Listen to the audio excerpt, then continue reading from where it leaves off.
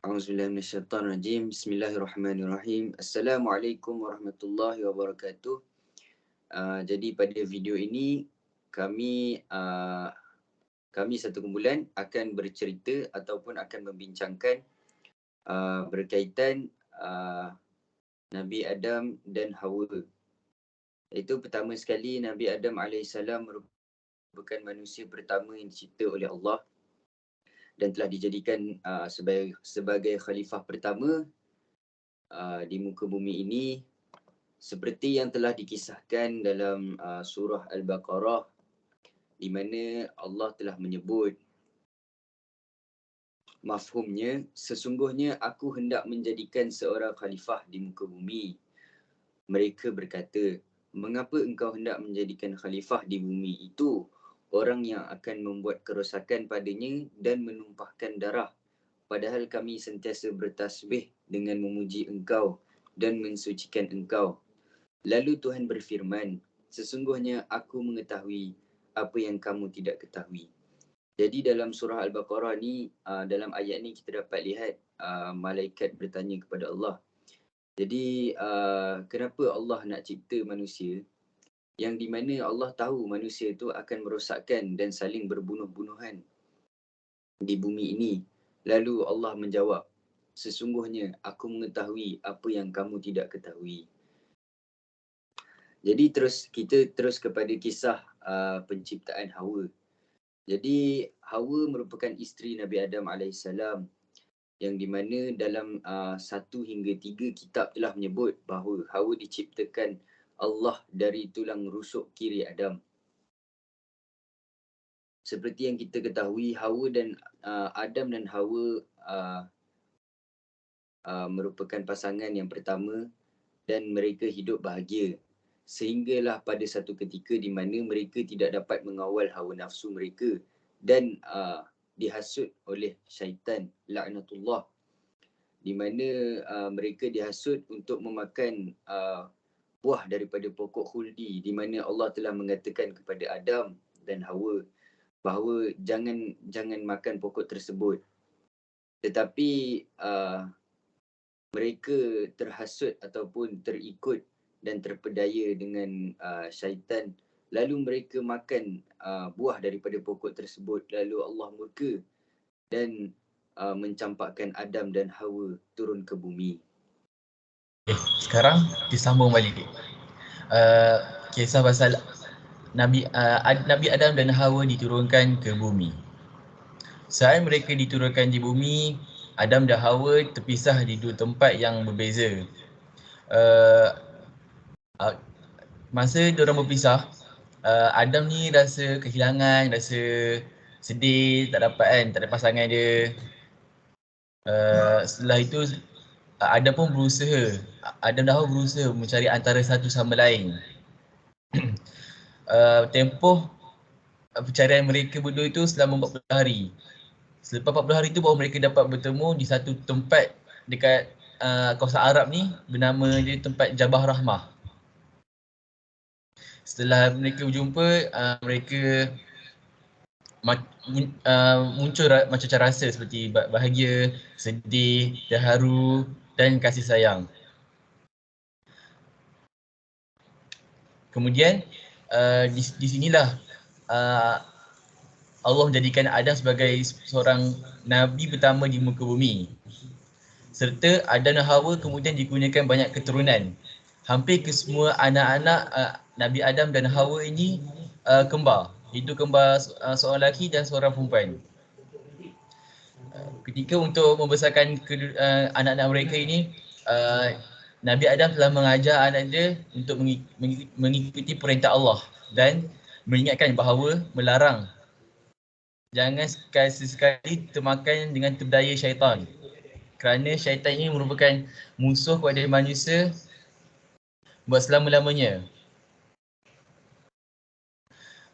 Selepas Nabi Adam dan Hawa telah mencapai usia yang tua dan anak mereka telah mencapai usia muda yang boleh cukup untuk kahwin. Selepas itu Allah telah beritahu kepada Nabi Adam dan Hawa untuk mengarahkan anak kembar mereka itu Habil dan Ikrimah dan Habil dan Labuda untuk mengawini antara satu sama lain secara bersilang. Iaitu Habil dengan Labuda, Habil dengan Iklimah. Setelah itu Nabi Adam memberitahu kisah tersebut kepada anak kembar mereka. Tapi Habil ni dia tak nak, dia lawan. Dia tak nak.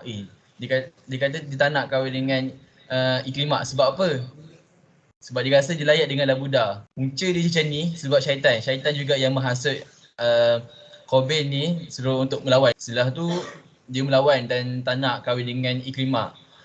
Selepas tu Nabi Adam pun terus memohon, macam mana dengan anak-anak aku ni, macam mana aku nak selesaikan masalah ni. Lepas tu dapatlah Allah suruh dia buat macam pertandingan antara dua orang tu, antara Qabil dan Habil. Mana yang boleh menghasilkan perkara yang hebat lah. Lepas tu Adam pun beritahu kepada anak-anak dia, Habil dan Qabil tu. Oleh sebab tu mereka berdua pun bertanding. Dan Nabi Adam mengatakan, okey, dekat bukit ni kau kena datang. Dan kau tunjuk hasil apa yang kau dapat dari pertandingan. Setelah tu mereka pun datang. Dan selepas tu Qabil pun tunjuk hasil dia. Dia telah membawa seekor peliharaan yang sihat dan kuat lah. Melainkan Qabil ni dia bawa sekarung gandum yang buruk je. Oleh itu hasil tandingan tu Allah telah memilih Habil untuk mengawini Labuda dan Habil tetap kena kahwin Iklimah. Selepas tu Qabil pun merasa macam tak puas hati. Satu hari ni Qabil dan Habil ni, Qabil dia mengajak Habil ke satu tempat yang terpencil lah. Kemudian kat situlah berlakunya pembunuhan pertama di muka bumi. Di mana Habil mengajak Qabil ke satu tempat dan di situ Habil telah membunuh Qabil. Jadi daripada kisah yang telah diceritakan oleh sahabat-sahabat kita hari ini, saya akan memberikan hikmah yang terdapat dalam kisah Nabi Adam ini. Sebagai manusia ataupun sebagai umat Islam, kita dapat peroleh hikmah, antaranya yang mana Allah telah memberikan inayah atau pertolongan lah, yang menunjukkan ataupun yang membuat sesuatu yang terlihat hina menjadi agung. Dekat sini kita nampak inayah yang telah diberikan Allah adalah kepada Nabi Adam, yang mana Nabi Adam ini hanya diciptakan dari tanah dan telah diangkat darjatnya setinggi-tingginya sehingga semua para malaikat sujud kepadanya. Tapi hanya satu makhluk yang tidak mahu sujud kepada Nabi Adam. Seperti mana yang kita tahu, makhluk ini adalah bernama Iblis. Jadi, berbalik kepada inayah yang Allah berikan kepada Adam AS, Allah angkat darjatnya yang tinggi pada ketika itu, menyebabkan yang membuatkan para malaikat untuk sujud kepadanya. Selain pada itu, kita memperoleh hikmah yang kedua, yang mana bila mana Nabi Adam AS ini dan Siti Hawa makan buah khuldi, yang mana buah ni Allah larang. Allah larang mereka ni untuk makan buah ni. Jadi lepas mereka makan ni, Allah turunkan mereka ke muka bumi ini. Tapi dengan secara terpisah antara satu sama lain. Jadi, apa yang dibuat oleh Nabi Adam dan Siti Hawa? Mereka berdua tidak duduk diam. Mereka bersungguh-sungguh memohon ampun kerana rasa menyesal atas apa yang dilakukan dan rasa rindu antara satu sama lain. Jadi, antara doa yang digunakan ataupun antara doa yang dipanjatkan kepada Allah oleh Nabi Adam AS yang boleh kita praktik, yang boleh kita guna pada masa sekarang ni adalah yang doa ni dia bunyi macam ni. A'udzubillahi minasyaitonirrajim. Rabbana zalamna anfusana wa illam taghfir lana wa tarhamna lanakunanna minal khasirin.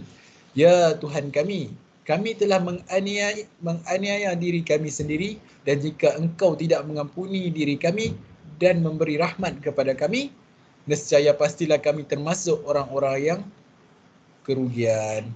Nampak tak? Kita sebagai umat Islam manusia pertama yang melakukan taubat nasuh adalah Nabi Adam sendiri.